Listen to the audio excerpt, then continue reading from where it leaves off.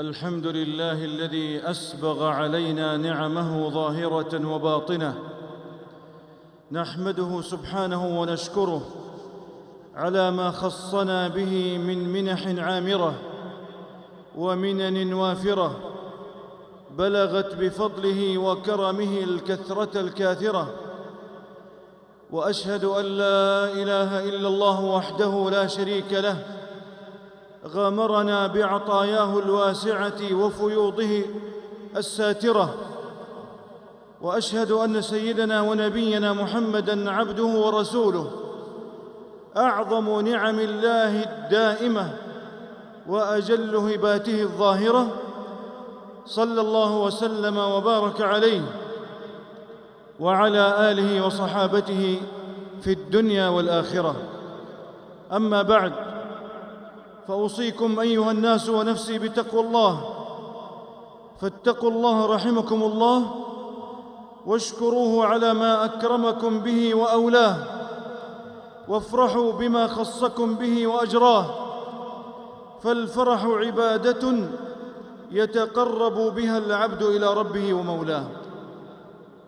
عباد الله، لقد جبل الله تبارك وتعالى الإنسان على الفرح بالنعم تصيبه والخير يلحقه، سواء أكان ذلك من نعم الدنيا كما قال سبحانه: وإذا أذقنا الناس فرحوا، وإذا أذقنا الناس رحمة فرحوا بها، أم من نعيم الآخرة كما قال سبحانه: فرحين بما آتاهم الله من فضله.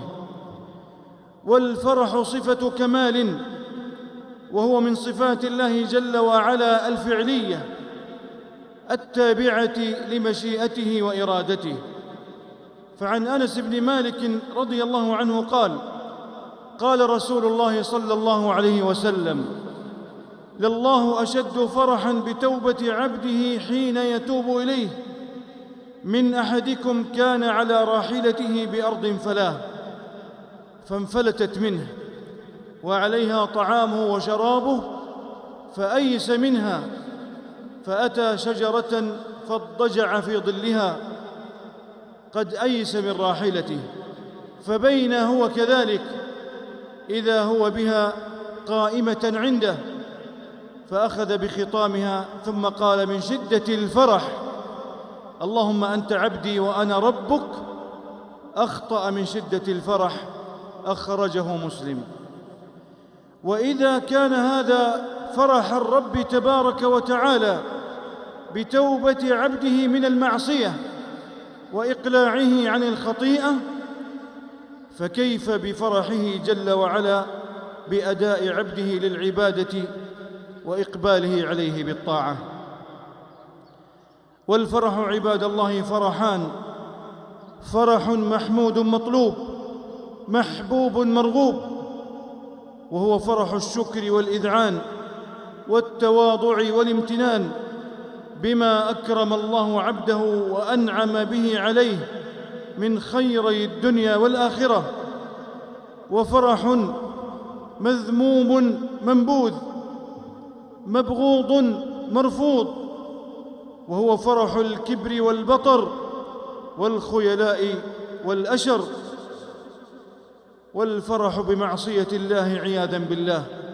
قال تعالى: فرح المخلفون بمقعدهم خلاف رسول الله وكرهوا أن يجاهدوا بأموالهم وأنفسهم في سبيل الله وقالوا لا تنفروا في الحر قل نار جهنم أشد حرا لو كانوا يفقهون. ومن الفرح المحمود فرح القلب بالله بمعرفته وبمحبته وبكلامه. قال تعالى: والذين آتيناهم الكتاب يفرحون بما أنزل إليك.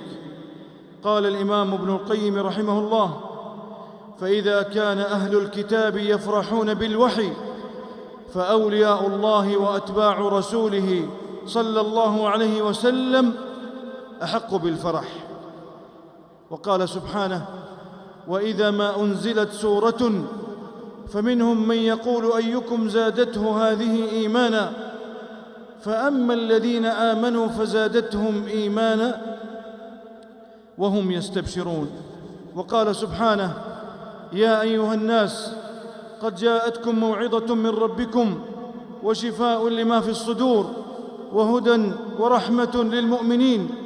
قل بفضل الله وبرحمته فبذلك فليفرحوا هو خير مما يجمعون. قال أهل التفسير: فضل الله الإسلام ورحمته القرآن. ومن الفرح المحمود الفرح بإنجاز العبادة وإتمام الطاعة، ومن ذلك عبادة الصيام في شهر القيام، فهو أعني الفرح من النعيم المعجل للعباد في الدنيا قبل يوم المعاد، وذلك أنه يتضمن التوفيق والتأييد والتيسير والتسديد. فعن أبي هريرة رضي الله عنه قال: قال رسول الله صلى الله عليه وسلم: قال الله تعالى: كل عمل ابن آدم له إلا الصيام فإنه لي وأنا أجزي به.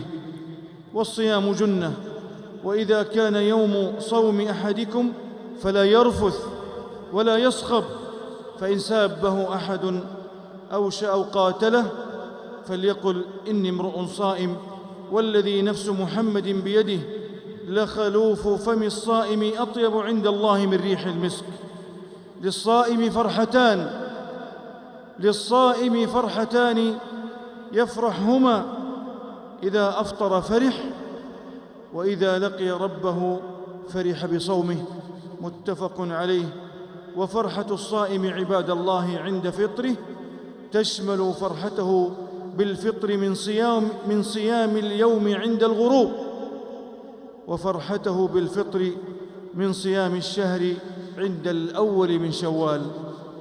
ألا فاتقوا الله عباد الله، وافرحوا بما خصكم به من إتمام صيام شهر رمضان، واشكروه على ما أكرمكم به من نعمة القيام وتلاوة القرآن، وكونوا من الراشدين.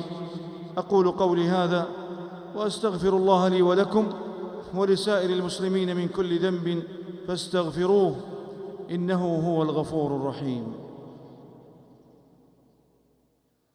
الحمد لله مجيب الدعوات وقاضي الحاجات وواهب الأعطيات، نحمده سبحانه وتعالى ونشكره. كفر عنا السيئات ومحى عنا الزلات وستر عنا العورات، والصلاة والسلام على أشرف البريات وسيد السادات، وعلى آله وصحابته أولي الفضائل والمكرمات.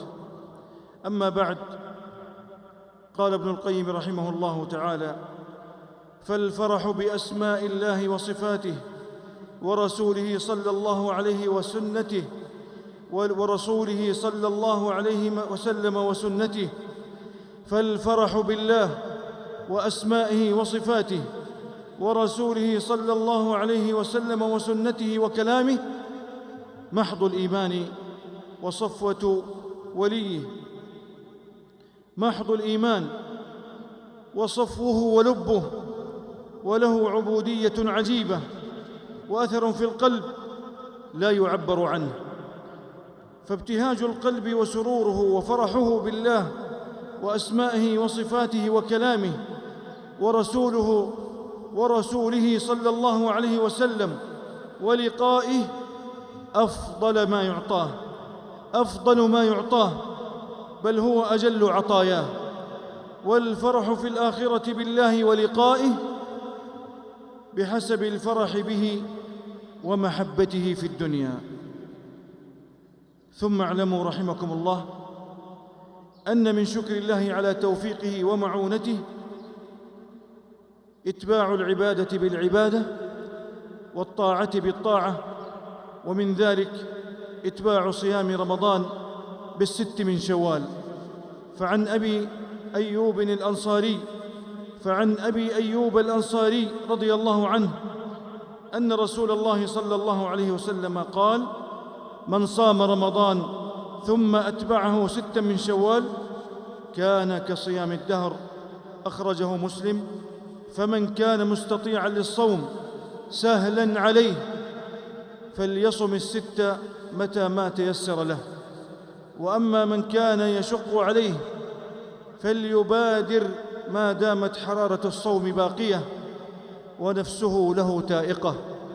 ثم صلوا وسلموا على خير خلق الله محمد بن عبد الله، فقد أمركم بذلك ربكم، فقال جل في علاه: إن الله وملائكته يصلون على النبي يا أيها الذين آمنوا صلوا عليه وسلموا تسليما. فاللهم صل وسلم وزد وبارك على عبدك ورسولك نبينا محمد، وارض اللهم عن الصحابة أجمعين وعن التابعين وتابعيهم بإحسان إلى يوم الدين، وعنا معهم برحمتك يا أرحم الراحمين. اللهم أعز الإسلام والمسلمين، اللهم أعز الإسلام والمسلمين، واحم حوزة الدين، وانصر عبادك الموحدين. اللهم فرج هم المهمومين من المسلمين، ونفس كرب المكروبين، واقض الدين عن المدينين، واشف مرضانا ومرضى المسلمين. اللهم آمنا في أوطاننا، وأصلح أئمتنا وولاة أمورنا، وأيد بالحق والتوفيق والتسديد إمامنا وولي أمرنا خادم الحرمين الشريفين. اللهم أطل عمره في صحة وعافية ونعمة سابغة ضافية. اللهم وفقه وولي عهده الأمين لما فيه صلاح البلاد والعباد وعز ورفعة للإسلام والمسلمين يا رب العالمين. اللهم احفظ جندنا المرابطين على الحدود والثغور، اللهم احرسهم بعينك التي لا تنام، واكنفهم بكنفك الذي لا يرام يا رب العالمين. اللهم كن لإخواننا المستضعفين في كل مكان، اللهم كن لإخواننا المستضعفين في كل مكان، اللهم كن لهم مؤيدا وظهيرا ومعينا ونصيرا. اللهم أبدل ضعفهم قوة وخوفهم أمنا وبؤسهم سعة ورخاء. اللهم انصرهم في فلسطين على الصهاينة الغاصبين. اللهم احفظ على بلادنا أمنها واستقرارها ورخاءها وجنودها، ورد عنها كيد الكائدين وعدوان المعتدين وسائر بلاد المسلمين يا رب العالمين. اللهم حبب إلينا الإيمان وزينه في قلوبنا، وكره إلينا الكفر والفسوق والعصيان واجعلنا من الراشدين. اللهم حبب إلينا، اللهم جنبنا الفتن ما ظهر منها وما بطن، عن بلدنا هذا خاصة وعن سائر بلاد المسلمين عامة، برحمتك يا أرحم الراحمين. ربنا آتنا في الدنيا حسنة وفي الآخرة حسنة وقنا عذاب النار. سبحان ربك رب العزة عما يصفون، وسلام على المرسلين، والحمد لله رب العالمين.